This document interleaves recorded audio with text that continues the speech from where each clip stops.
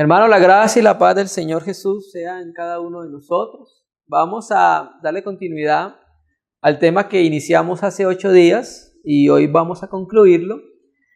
En la reunión pasada estuvimos hablando del verbo de Dios y estuvimos hablando de las salidas del verbo de Dios desde la eternidad.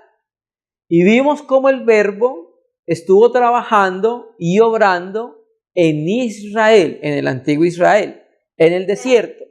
Y tomamos la figura que nuestro hermano Pablo nos da cuando entiende, cuando lee Éxodo y Números, y él ve y dice, y la roca espiritual que lo seguía era ¿quién? Cristo. Él ve cómo la roca espiritual los cuidaba por el camino, era una nube protectora, lo que dice el Salmo 91, 90, el que abriga el abrigo del Altísimo, morará bajo la sombra del Omnipotente. Estuvimos mirando cómo esa misma columna de nube, que era la misma roca espiritual que lo seguía, se volvía columna de fuego por la noche. Y estuvimos mirando que hace referencia a que el Señor es lumbrera nuestro camino, ¿cierto? Él alumbrará nuestra vida para mostrarnos el camino por donde debemos ir, porque recuerda que estaban en el desierto. ¿Qué luz podía haber en el desierto? Él era la luz.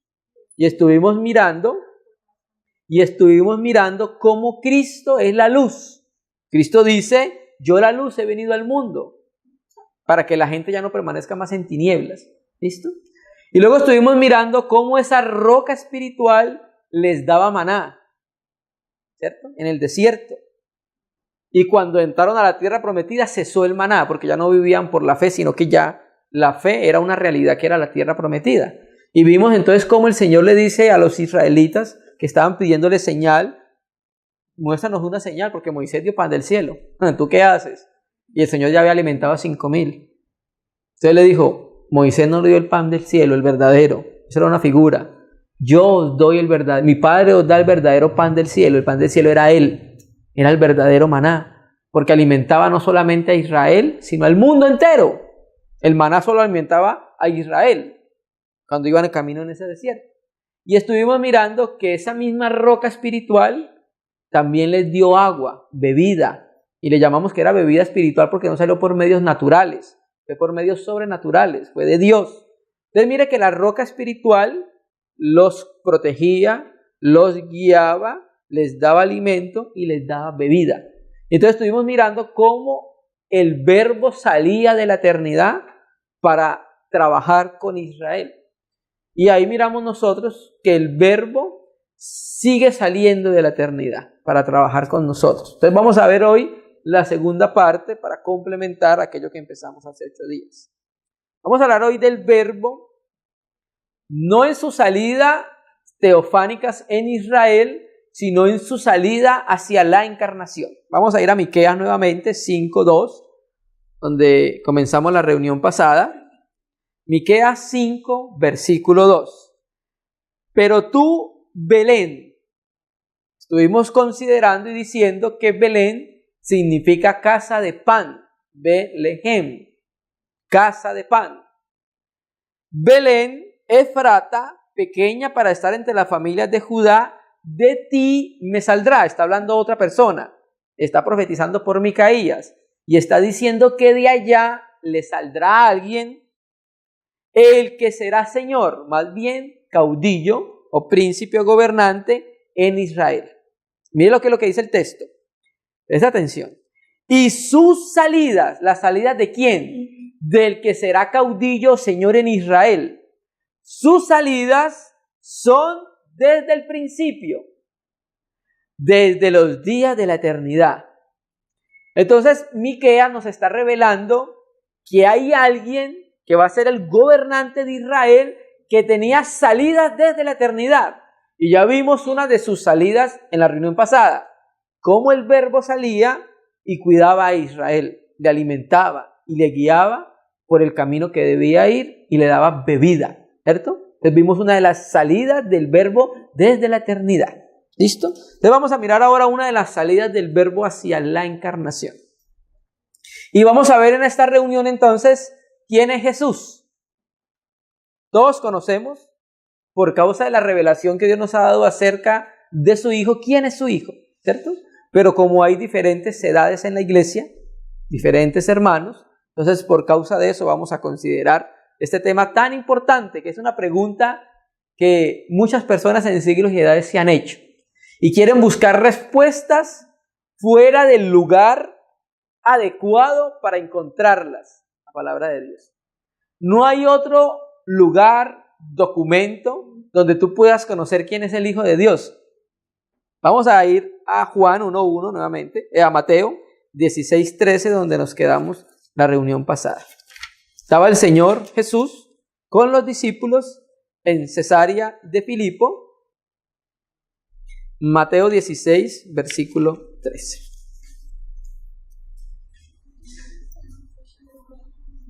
Mateo 16, versículo 13. Viniendo Jesús a la región de Cesarea de Filipo, preguntó a sus discípulos diciendo, mire lo importante de esto.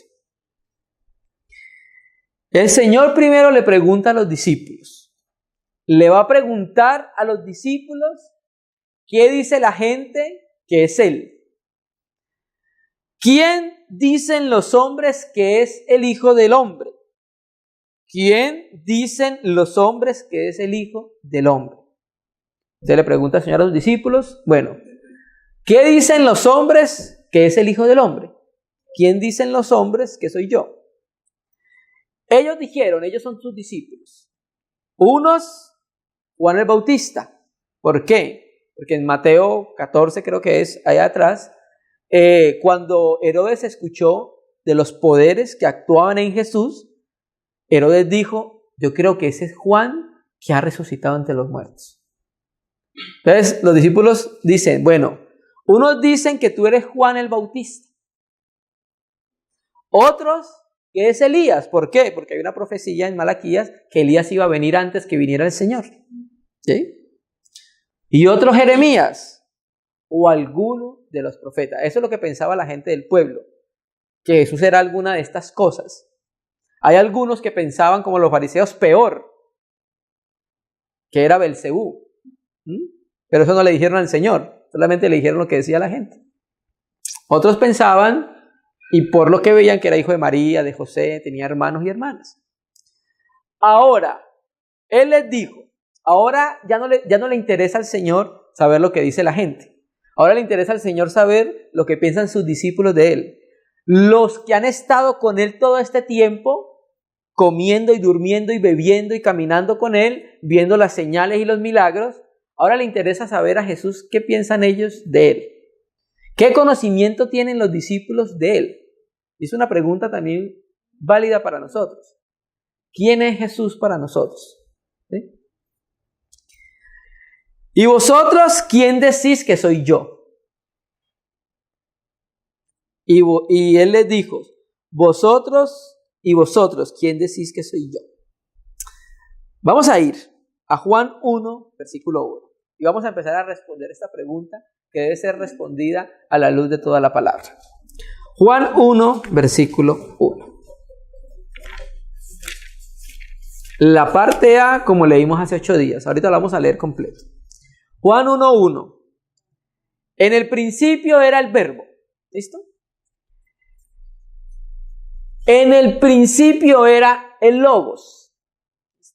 Entonces, una de las respuestas que podemos dar a las personas cuando nos preguntan quién es Jesús, o también una de las respuestas que nosotros podemos encontrar, quién es Jesús, es que podemos decir que Jesús es el logos, o que Jesús es el verbo, ¿cierto? ¿Quién es Jesús? El verbo de Dios, el logos de Dios, la palabra de Dios. ¿Listo? Y ese logos, el verbo de Dios, en el principio era el verbo antes de que todo existiese, verso 14. Y aquel verbo, aquel logos, ese que era en el principio, ¿qué pasó? Se hizo carne. Y aquel verbo, ¿cuál aquel verbo? Del verbo que venimos hablando del versículo 1, 14 versículos anteriores. Y aquel verbo fue hecho carne y habitó. La palabra griega habitó es kenosen, puede ser traducida de dos maneras. Cualquiera de las dos que elija es una buena traducción. Puede traducirse uno, habitó en tienda, porque eso es lo que significa es kenosen, habitar en tienda. Cuando ya entendemos y escuchamos habitar en tienda, inmediatamente, los que conocemos la Escritura, nos debemos remitir ¿a dónde? Al Éxodo, donde Dios habitaba en tiendas. ¿Listo? La segunda traducción legítima que se puede hacer de kenosen es tabernaculizó, como tiene la Biblia textual. O sea, el verbo hizo un tabernáculo entre nosotros. ¿Listo?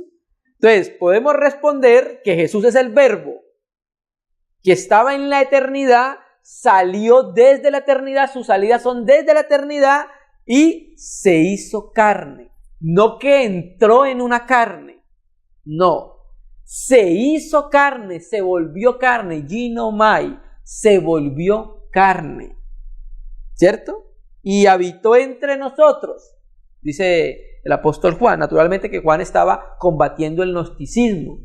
Los gnósticos en su momento decían que Dios era tan puro que Dios no podía habitar con los hombres o en los hombres. Y Juan viene y les dice, bueno, el verbo se hizo carne, habitó entre nosotros y fue hecho carne. Y vimos su gloria. ¿La gloria de quién? Del verbo. O sea que el verbo tenía una gloria. Y vimos su gloria, gloria como del unigénito pará. La palabra del es la palabra griega pará, que significa, mire lo que significa pará, al lado de. Entonces vamos a sustituir. Gloria como del unigénito al lado del Padre. Interesante, ¿cierto? Lleno de gracia y de verdad. Entonces los discípulos contemplaron la gloria del Hijo de Dios, del Verbo de Dios, que más adelante vamos a entrar a considerar la gloria del Hijo de Dios. Entonces, una de las primeras respuestas que podemos dar cuando nos preguntan ¿quién es el Hijo del Hombre? Es que es el Verbo que existía en el principio, salió desde la eternidad, se hizo carne y ahora los apóstoles vieron su gloria y ahora nos estamos viendo nosotros su gloria. ¿Qué más podríamos decir acerca de quién es el Verbo? Vamos a ir a Mateo, vamos a ir a Lucas 1, versículo 31. Todo esto ya lo conocemos, pero vamos a pasar nuevamente por estos temas. Lucas 1:31 anuncian el nacimiento de nuestro Señor Jesucristo. Lucas 1, versículo 31. Entonces, vamos mirando. ¿Quién dicen los hombres que es el Hijo del Hombre? Entonces nosotros podemos responder según la Escritura. Porque hermano, ¿quién más puede dar testimonio acerca de su Hijo sino uno que lo conoce? ¿Y quién? Es el Padre. El Padre es el que conoce al Hijo, pero el Hijo es el que conoce al Padre. Entonces, si nosotros queremos encontrar un testimonio fidedigno acerca de quién es el Verbo, debemos buscarlo es en Dios. Y si queremos buscar un testimonio fidedigno acerca de quién es Dios, debemos buscarlo en su Hijo. No en ningún otro lugar. Entonces, el Verbo sale de la eternidad, se hace carne. Y mire lo que dice Lucas 1:31. El ángel le dice a Miriam, y ahora concebirás en tu vientre y darás a luz un hijo y llamarás su nombre Jesús. Entonces, ¿qué más podemos decir?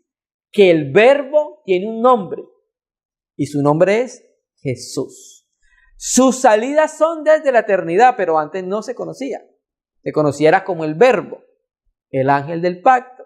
Sale desde la eternidad, trabaja con Israel, ayuda a Israel, sustenta a Israel, pero no conocían el nombre del Hijo de Dios. Hay una pregunta en Proverbios 30. ¿Quién detuvo las aguas en su puño? ¿Quién creó los confines de la tierra? Vamos parafraseando. ¿Sabes el nombre y el nombre de su Hijo? Entonces, una pregunta que se hacía el proverbista. Todavía no se conocía. Habían destellos del nombre del Hijo de Dios, del Verbo de Dios, ¿cierto? hasta que viene el ángel y revela, llamarás su nombre Jesús. Lo mismo dice Mateo 1, 21. Mateo 1, 21 dice, y darás a luz un hijo y llamarás su nombre Jesús. ¿Por qué se llamaba Jesús? Porque él salvará a su pueblo de sus pecados. Cuando tú buscas en el griego, en el diccionario griego español, el nombre de Jesús, el nombre de Jesús es Yesús. Y dice el diccionario griego que viene del hebreo, viene de cómo era el nombre hebreo de Jesús, Yehoshua. Yehoshua significa salvación de Yahvé. Mira lo que significa, salvación de Yahvé. Por eso dice, él salvará a su pueblo de sus pecados. Porque Dios envió salvación a su pueblo. Después la salvación se extendió a todo el mundo, ¿cierto? Como el maná. El maná primero fue para Israel solamente. Luego ahora el maná se extendió ¿para quién? Para todo el que crea. Puede comer del maná. Entonces mire qué es lo que pasa. El verbo tiene un nombre. Y su nombre es Jesús, que significa salvación de Yahvé. Yehoshua. Yahvé nos ha salvado. ¿Listo? Entonces podemos responder, ¿quién dicen los hombres que es el Hijo del Hombre? El verbo que salió de la eternidad, se hizo carne y tuvo un nombre. Jesús. ¿Listo? Es un aspecto. Otro aspecto que podemos nosotros responder acerca de la identidad del Hijo de Dios. Vamos a ir a Lucas 2, versículo 25. Más adelante. Lucas 2, versículo 25. Y esto es muy necesario que lo conozcamos, hermano, porque es la persona del Hijo de Dios. Y a propósito, en estos momentos que están surgiendo tantos vientos de doctrina extraña que quieren perturbar, distorsionar la persona del Hijo de Dios. El diablo está atacando fervientemente la persona del Hijo de Dios. Y por eso es necesario que por la palabra nosotros conozcamos quién es aquel a quien servimos y a quien buscamos. Lucas 2, versículo 25. He aquí había en Jerusalén un hombre llamado Simeón. Y este hombre, justo y piadoso, estaba esperando la consolación de Israel. Y el Espíritu Santo estaba sobre él. Y le había sido revelado por el Espíritu Santo que no vería la muerte antes que viese al ungido del Señor. ¿Qué más podemos decir nosotros? Que el verbo que salió de la eternidad y se hizo carne tiene un nombre y es Jesús. Pero aparte también podemos decir nosotros que es el ungido de Dios. Ahí la palabra ungido, si se hubiera transliterado, es Cristo. Algunas traducciones lo traducen ahí como Cristo, ¿cierto? Entonces la palabra griega es Cristo. Y la palabra griega Cristo viene del hebreo Mashiach. Y Mashiach puede traducirse de dos maneras, Mesías o ungido. Lo mismo que Cristo. Cristo se puede traducir ungido o Mesías. Y aquí el traductor lo tradujo como ungido, ¿cierto? Entonces vamos a ver un poco acerca del ungido. Vamos a ir a Mateo 16, 16. Vamos a mirar atrás. Nuevamente volvamos a la pregunta que le hace el Señor Jesús a los discípulos. Mateo 16, 16. Leímos el 15. Y les dijo, ¿y vosotros quién decís que soy yo? Versículo 16. Respondiendo Simón Pedro dijo, tú eres el Cristo, el Hijo del Dios viviente. Entonces vamos a sentarnos en la primera parte. Tú eres el Cristo. ¿Qué es esto? Tú eres el ungido. Lo que acabamos de leer. Simeón esperaba al ungido del Señor, al ungido, al Cristo del Señor. Debemos mirar este aspecto. Podemos responder entonces también que Jesús, el Verbo, es el ungido de Dios. Vamos a ir a Hebreos, capítulo 1.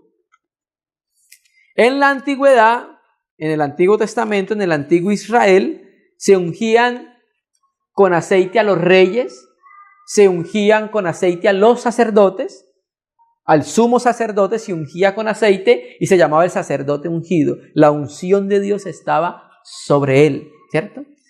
Hebreos 1, versículo 8. 8. Viene hablando el escritor a los hebreos lo mismo que en Juan, de la divinidad del Hijo de Dios. Más del Hijo dice. Mira cómo el escritor a los hebreos va a traer el Salmo 45 para mostrarnos cómo el salmista estaba hablando acerca del Hijo de Dios.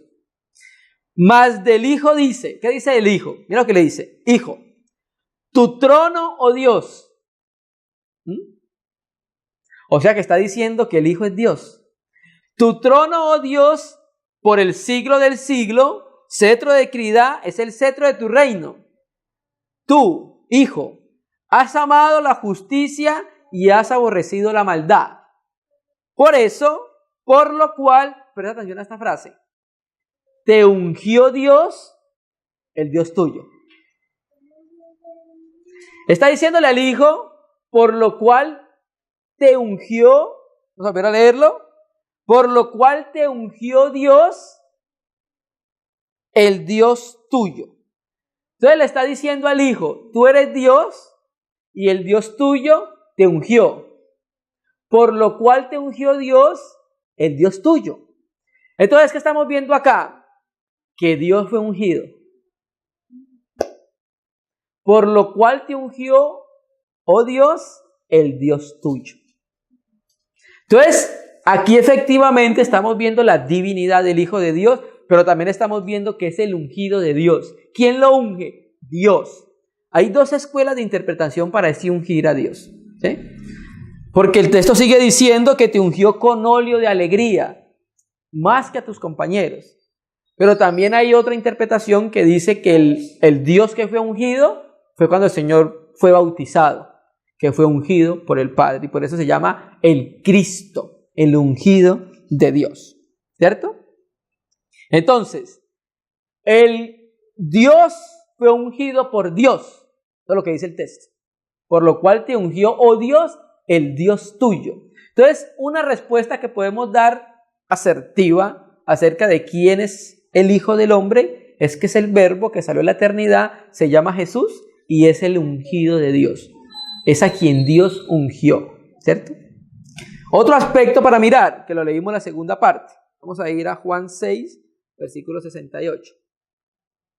Estamos conociendo un poco más acerca del Hijo de Dios. Juan 6, 68. Hablando acerca del maná, que Jesús era el pan de vida, y los apóstoles reconocieron que no podían ir a otro lugar más que en Cristo, porque en Él se hallaba lo que todo hombre necesitaba. Y llega el versículo 68. Respondió Simón Pedro, Señor, ¿a quién iremos? Tú tienes palabra de vida eterna, y nosotros hemos creído y conocemos que tú eres el Cristo. Pero ¿qué más es el Cristo? ¿Qué más podemos decir nosotros acerca del Verbo que se hizo carne, que se llama Jesús, que fue ungido, que es el Cristo? ¿Qué más podemos decir nosotros? Que es el Hijo del Dios viviente. Una de las verdades más importantes del Evangelio es que Jesús es el Cristo, el Hijo del Dios viviente. Vamos a considerar entonces esta parte de Jesús como el Cristo, el Hijo del Dios viviente. Segunda de Juan, capítulo único, versículo 3. Antes de Apocalipsis viene la carta de Judas y tercera epístola de Juan, y viene otro aspecto. Y viene la epístola de Juan, la segunda. Segunda de Juan, capítulo único, versículo 3. Sea con vosotros gracia, misericordia y paz de Dios Padre. Mira cómo el Espíritu Santo escribe. De Dios Padre y del Señor Jesucristo. ¿Quién es el Señor Jesucristo? El Hijo del Dios viviente. O sea, Hijo del Padre. Entonces, ¿qué más podemos decir nosotros acerca de la identidad del Verbo? Que se llama Jesús, que es el ungido de Dios, a quien Dios ungió, pero también, ¿qué más? Que es el Hijo del Padre. El Hijo del Dios viviente, hermano. Entonces, cuando nosotros confesamos la persona de Jesucristo, confesamos todo esto que estamos considerando. No podemos dejar nada de esto por fuera cuando confesamos al Hijo de Dios. Y eso es lo que quiere el espíritu del anticristo, el espíritu de engaño, que nosotros confesemos sin un aspecto de Dios, del Hijo de Dios. ¿Sí? Que confesemos que es el Hijo de Dios, pero que no es Dios. Que confesemos solamente que es el Hijo de Dios, pero nacido de carne. Y que no es Hijo de Dios desde la eternidad.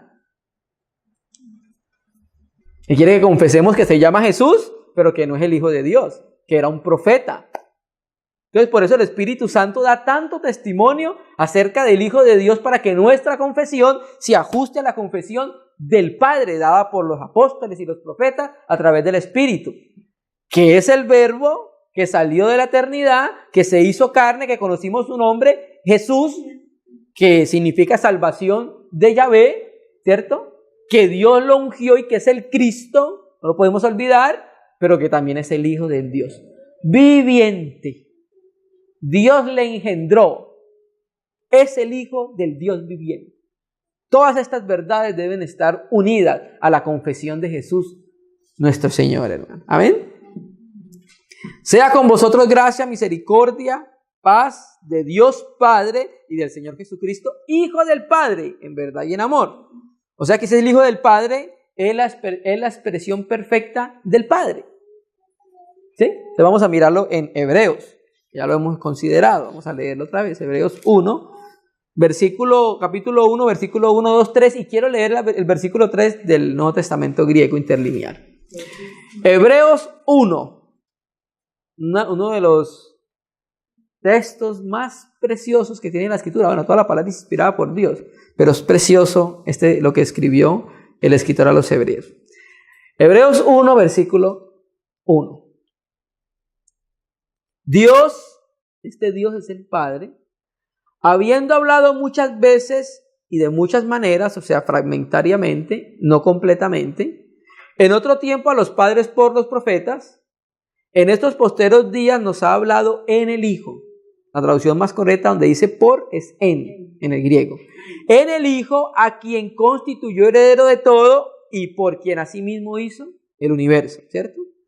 Entonces tenemos al Hijo de Dios como creador en el pasado, en el presente sustentador, en el futuro será heredero de todo.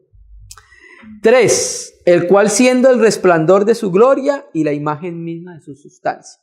Quiero leer esa parte del Nuevo Testamento griego interlineal de Francisco La Cueva, que tiene una parte bien interesante que sería bueno conocerla. Dice, el cual, la palabra el cual es hos en el griego y significa quién. ¿Quién? Siendo el destello de la gloria ¿de quién? Del Padre. Y la impronta de la realidad sustancial de Él. Recuerda que nosotros cuando estuvimos viendo la serie de las 3 personas divinas hablamos de hipóstasis. Ahí dice en el griego el carácter de su hipóstasis.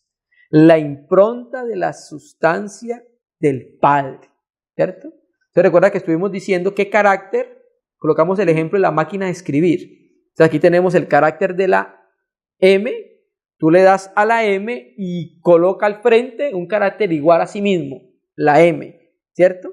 Entonces el Hijo es el carácter de la hipóstasis del Padre, es quien lo expresa perfectamente como el Padre es. ¿Sí? Y por eso es su Hijo. Y el Hijo se parece al Padre. Y el Hijo revela al Padre. Entonces, aparte de lo que hemos dicho nosotros que el Hijo es el revelador del Padre. Juan 1:18 dice, a Dios nadie lo vio jamás. El unigénito Hijo, monógenes huios, o el manuscrito más antiguo, monógenes teos, que está en el seno del Padre, Él lo ha dado a conocer, dice el texto, ¿cierto? Esa palabra dado a conocer en el griego es exegesatos, de donde viene exégesis. O sea, el único que puede revelar y explicar al Padre es el Hijo. El único que puede explicar a Dios es Dios. Nosotros no lo podemos explicar completamente. Nosotros explicamos lo que conocemos en parte, pinceladas. Pero en cambio, Dios sí puede revelar a Dios, hermano. ¿Me entiendes? Entonces, el Hijo es la expresión exacta de su Padre. Entonces, hemos estado viendo la identidad de Jesús, del Verbo. Salió de la eternidad, en el principio era el Verbo, sale de la eternidad, ese Verbo se encarna, y cuando se encarna, ¿cómo lo conocemos? Como Jesús, que significa salvación, que ya había provisto para nosotros, ¿cierto? Pero ese Verbo que se encarna y se llama Jesús fue ungido para llevar un propósito a cabo en esta tierra, ¿cierto? Que tiene consecuencias eternas. Y fue ungido, pero también debemos añadir a la confesión que ¿qué más es? El Hijo del Padre. Y es la expresión perfecta y exacta de nuestro Padre a quien no podemos ver. ¿Listo? Si alguien quiere conocer cómo es el actuar de Dios, el caminar de Dios, debe ver a su Hijo. Y ahí vas a ver cómo era el Padre, hermano. Amén. Entonces, sigamos considerando otro aspecto. Volvamos a Juan 1:1. Y ahora vamos a leer todo el texto. Juan 1, versículo 1. Ahora sí lo vamos a leer todo, ahorita leímos solamente la parte A. Juan 1, versículo 1. Todos nos lo conocemos de memoria. En el principio era el Logos, dice la Biblia textual y el griego, y el Logos era con Dios o estaba ante Dios, y presta atención, Reina y Valera dice, y el Verbo era Dios. El manuscrito griego nos coloca a Dios por delante y dice, y Dios era el Verbo. ¿Qué más podemos decir nosotros aparte de lo que hemos dicho del Hijo de Dios? Que era el Verbo, que salió de la eternidad, que se hizo carne, conocimos su nombre y es Jesús, el Hijo de Dios, Jesús, que es el Cristo, el ungido del Padre, pero que es el Hijo de Dios. Además, a esa confesión, ¿qué más podemos añadir? Lo que acabamos de leer en la última cláusula. Era Dios. Era Dios. Y Dios era el Verbo. Y el sujeto en el capítulo 1 es Juan, hermano. El sujeto en el capítulo 1, disculpe, hermano, el sujeto en el capítulo 1 era Jesús. ¿Listo? Entonces, ¿qué más podemos decir? Que es Dios.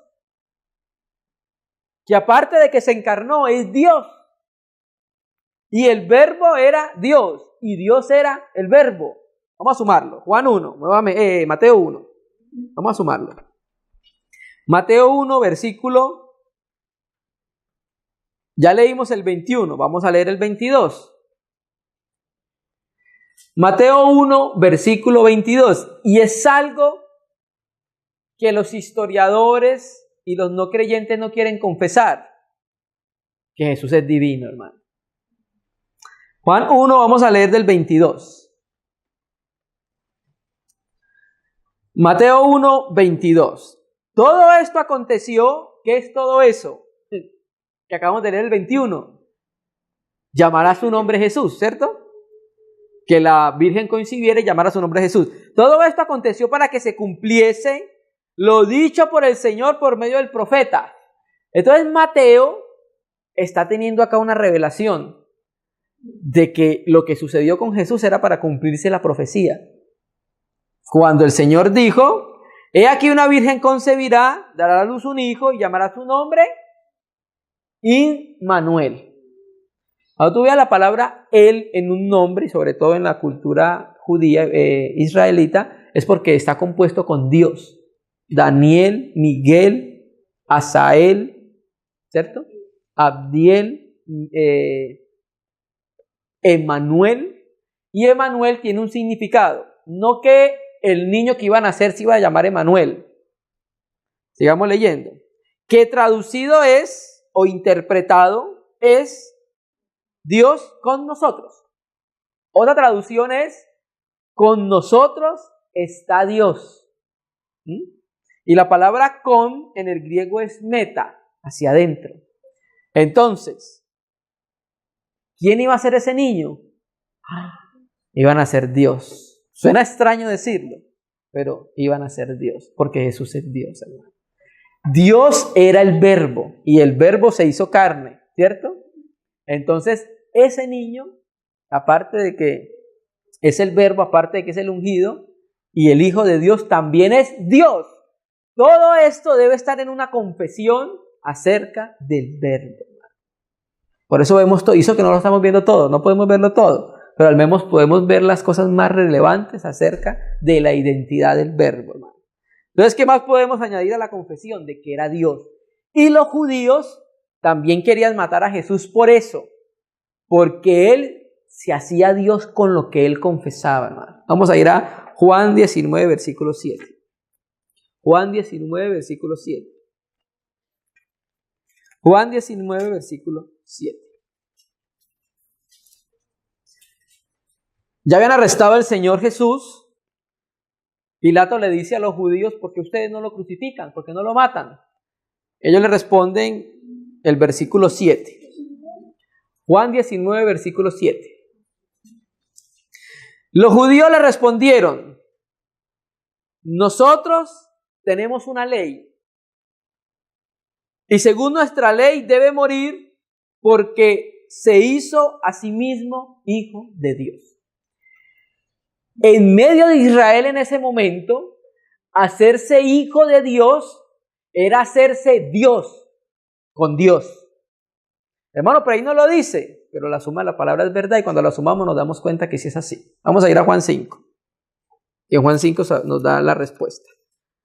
Entonces, según nuestra ley debe morir porque se hizo a sí mismo Dios. ¿Cuándo el Señor se hizo a sí mismo Dios? O sea, los judíos lo iban a apedrear no porque se había hecho un Dios menor, sino porque se había hecho Dios con el Padre, hermano. Juan 5, versículo 17. El Señor sanó un paralítico en el día de reposo, ¿cierto? Y los judíos decían que no se podía sanar en día de reposo, pero sí cuando en día de reposo un asno se le caía un hueco lo sacaba. Tenía más cuidado de los animales que de los hombres. Supuestamente reposaban y querían matar al Señor. ¿Qué tipo de reposo era ese, cierto? La letra, definitivamente, sin el espíritu mata.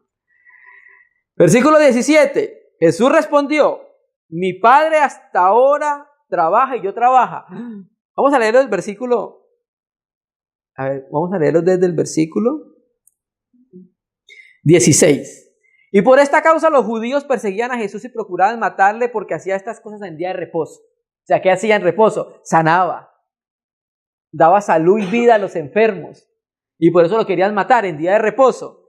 Entonces, como los judíos han dicho que Dios descansó el séptimo día y ya no está trabajando más porque descansó, eso dicen los judíos. Nosotros decimos que Dios sigue trabajando, ¿cierto? Porque es un reposo de la creación. Dios está trabajando en la redención y en la conformación. Jesús le respondió, mira lo que responde Jesús: mi Padre hasta ahora trabaja y yo trabajo. O sea que ustedes, si quieren matarme a mí, también deberían matar a mi Padre, porque está trabajando en día de reposo. ¿Cierto? Versículo 18. Por esto los judíos querían matarle, porque no solo quebrantaba el día del reposo. O sea, ¿cómo Jesús quebrantaba el día de reposo? Vamos a leerlo y volvemos. Vamos a ir a Mateo. Mateo 12, versículo 5. Y volvemos aquí a este texto. Márquelo porque vamos a volver. Jesús profanaba el día del reposo, pero ¿cómo lo profanaba? Vamos a mirar. Mateo 12, versículo 5. ¿O no habéis leído en la ley cómo en el día de reposo los sacerdotes en el templo profanan el día del reposo y son sin culpa? Entonces la pregunta sería: ¿cómo profanan los sacerdotes el día del reposo y son sin culpa? Sencillo, hermanos. Los sacerdotes en el día del reposo, ¿qué tenían que hacer? Sacrificios.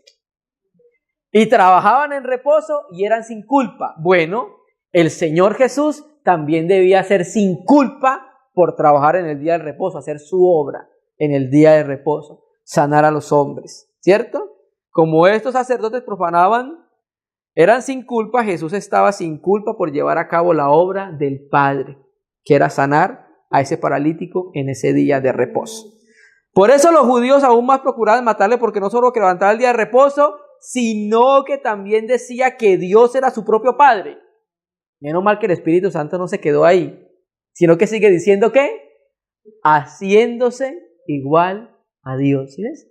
Entonces cuando Jesús decía que Dios era su Padre, en el en el ambiente judío en su momento israelita era decir que era Dios con el Padre. Y por eso los judíos querían matarlo, ¿cierto? Porque ellos decían que Dios solamente era uno y que Dios no tenía un hijo. Muchas personas apelan a los judíos como autoridad de la escritura del Antiguo Testamento. Ellos tienen autoridad hasta una cierta medida, ¿cierto? Pregunto, las escrituras sagradas, Antiguo Testamento y Nuevo Testamento, ¿se entienden con qué? La revelación viene teniendo ¿qué?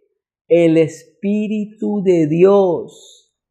Los israelitas no tienen el Espíritu de Dios, los que no creen en Jesús como el Cristo, en el Mesías. Y si no tienen el Espíritu de Dios, ¿qué pasa con la Escritura? Segunda de Corintios 3, hay un velo en el corazón de ellos cuando leen a Moisés.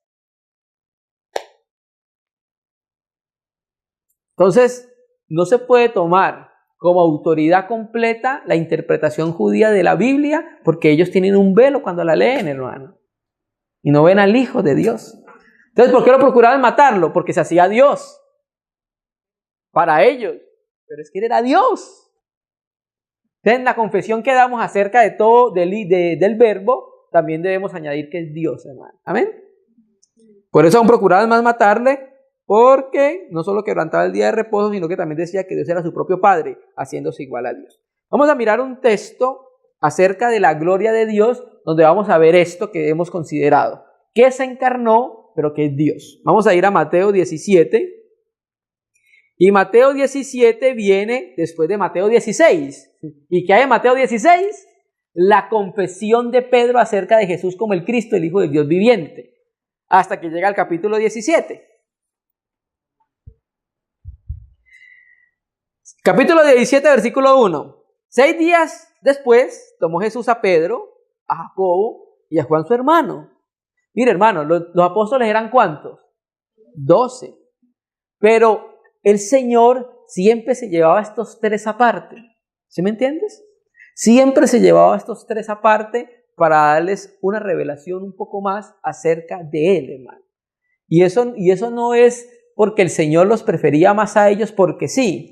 Hermano, nosotros creemos que el que busca encuentra. El que quiere buscar más se le va a dar, hermano. ¿Sí? Y los llevó aparte a un monte alto. Y preste atención. Y se transfiguró delante de ellos. Quiero leer la Biblia textual acá en este aspecto. Mateo 17:1. Ahí dice, y se transfiguró, ¿cierto? Dice Reina y Valera. Mateo 17:1, 17:2. Como dice el texto griego más antiguo. Y fue transfigurado. ¿Cómo se entiende eso? Y se transfiguró como si fuera el mismo, pero aquí dice y fue, o sea que alguien lo transfiguró. Y fue transfigurado. La palabra transfigurar es metamorfo, cambio de forma. Y aquí vamos a ver lo que hemos estado considerando de su encarnación y su divinidad. Y se metamorfó, y fue metamorfosis, fue transfigurado delante de ellos, y resplandeció su rostro como el sol, y sus vestidos se hicieron blancos como la luz. Y Lucas 9:31, 32 nos dice que vieron su gloria, ¿cierto? Y aquí les aparecieron Moisés y Elías hablando con él. Entonces Pedro dijo a Jesús, Señor, bueno es que para nosotros que estemos aquí, si quieres hagamos 3 enramadas, una para ti, otra para Moisés, otra para Elías. Mientras él aún hablaba, enramadas porque tiene que ver acerca con la fiesta de los tabernáculos, ¿cierto? Pedro pensó que ya había llegado el cumplimiento de Zacarías 14. Mientras él aún hablaba, una nube de luz los cubrió, y aquí una voz de la nube que decía, este es mi Hijo amado, en quien tengo complacencia, a él oír. Entonces está Moisés, ¿debemos oír a Moisés? Sí.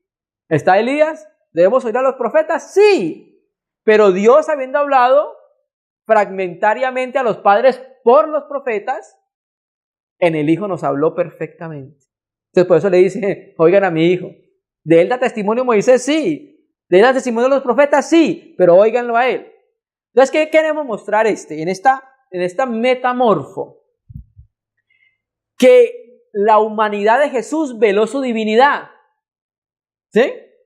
La humanidad de Jesús veló la divinidad, porque aparte es el Hijo de Dios. Y si es el Hijo de Dios, es Dios con el Padre. Entonces, en ese momento, el Padre transfigura a su Hijo y le muestra a los apóstoles qué hay detrás de la forma de siervo, de la forma de hombre, del encarnamiento. Les corre el velo y les dice, este es Dios también. No es solamente el Hijo del hombre, sino que también es el Hijo de Dios. Y por un momento quita el velo y entonces los apóstoles tienen la revelación de la gloria del Hijo de Dios y reconocen que no es solamente el verbo que se hizo carne, o sea, reconocen que se hizo carne, sino que también es Dios. Vieron su gloria, ¿cierto? Vamos a mirar ese aspecto. Pablo habla de él más claro en Filipenses 2, versículo 5. Filipenses 2, versículo 5, un texto precioso, hermano. Se dice en la historia de la iglesia que era utilizado como un himno en la antigüedad, lo cantaban los hermanos. El apóstol Pablo en Filipenses capítulo 2 le dice a los hermanos que haya en ellos el mismo sentir que hubo en Cristo. Vamos a ver. Filipenses capítulo 2, versículo 5. Haya pues en vosotros, es en vosotros, no es solamente Filipos, nosotros. Este sentir que hubo en Cristo Jesús. ¿Cuál es el sentir que hubo en Cristo Jesús? El cual, nuevamente la palabra el cual es Jos. ¿Quién? ¿Quién es quién? Cristo Jesús. ¿Quién?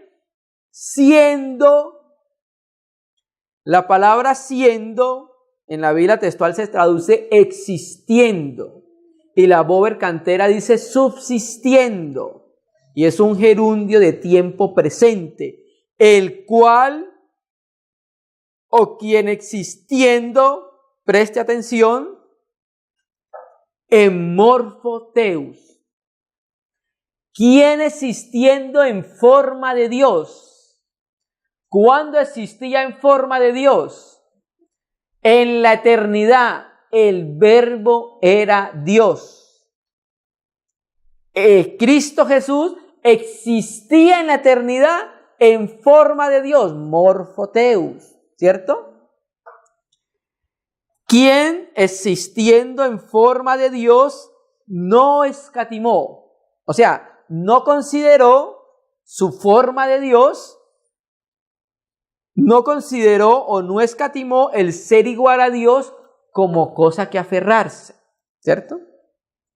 O sea, el Hijo de Dios en la eternidad no consideró que era Dios para aferrarse a eso y no humillarse en hacerse hombre. Versículo 7. Sino que se despojó a sí mismo tomando morfodoulos. Forma de siervo.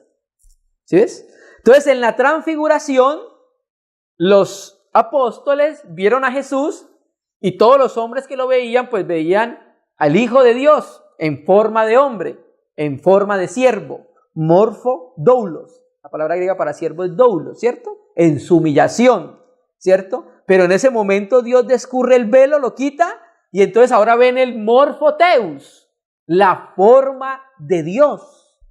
¿Sí me entiendes? Entonces tenemos, aparte de todo lo que hemos confesado, la divinidad, Dios. Immanuel, ¿cierto? Dios con nosotros. Dios era el verbo. Morfoteus, ¿cierto? Es abundante testimonio que da la Biblia acerca de Jesús como el Hijo de Dios, hermano. Sino que se despojó a sí mismo tomando forma de siervo, hecho semejante a los hombres. Esa es su humillación, su despojamiento, la kenosis, hermano. Amén. Entonces ya vamos terminando, volvamos a Mateo. Ahora entonces vamos a entender más claro la respuesta de Pedro. Mateo 16, versículo 17. Entonces ya leímos, Pedro dijo que tú eres el Cristo, el Hijo del Dios viviente. Entonces 17. Entonces respondió Jesús. Entonces por causa de la revelación que tuvo Pedro, el Señor Jesús le dice: bienaventurado eres, Simón, hijo de Jonás, porque no te lo reveló carne ni sangre. Esta primera parte. Conocer a Jesús como el Cristo, el Hijo del Dios viviente, que es el Verbo de Dios, que existía en forma de Dios y se hizo forma de siervo. Conocer todo esto no se conoce por estudio, no se conoce por intelectualidad, se conoce por una revelación que Dios da acerca de quién es su Hijo. Y Pedro lo supo no porque indagó, investigó, sino porque en ese momento el Señor le dice: bienaventurado eres, Simón, hijo de Jonás, porque no te lo reveló carne ni sangre. O sea, ¿qué es eso? Carne ni sangre es hombre. Ningún hombre se lo reveló. La palabra reveló es apocalipto, de donde viene apocalipsis. O sea que en ese momento se le corrió el velo a Pedro de la forma de siervo y se le dejó ver la forma que había detrás de la forma de siervo, que era forma de Dios. Tú eres el Cristo, el Hijo del Dios viviente. Bienaventurado eres, Pedro, Simón, hijo de Jonás, porque no te lo reveló ni carne ni sangre, sino mi Padre que está en los cielos. 18. Y yo también te digo que tú eres Pedro. O sea, recuerda lo que dijimos hace 8 días. Ahí la palabra griega es Petros y está en masculino. Masculino. Y sobre esta roca, Petra, está en femenino. Edificaré mi iglesia. ¿Cuál es esta roca? Porque bebían de la roca espiritual y la Petra que lo seguía era Cristo. Ahí es donde conectamos al tema anterior. La roca espiritual que lo seguía era Cristo. La misma roca que está confesando Pedro.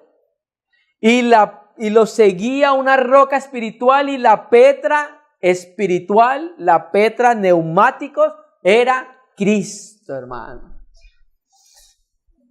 Y yo también te digo que tú eres Pedro y sobre esta roca edificaré mi iglesia y las puertas del Hades no prevalecerán contra ella, hermano. Amén. Entonces vamos conociendo la identidad del Verbo. El Verbo sale desde la eternidad, el Verbo se hace carne, el Verbo tuvo un nombre que es Jesús, Yehoshua, salvación de Yahvé. El Verbo es el ungido de Dios, ¿cierto?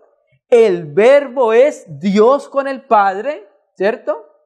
El Verbo es la roca espiritual, hermano. Amén. Y terminemos entonces con Juan 20:31. Juan 20, versículo 31. Vamos a terminar con este texto.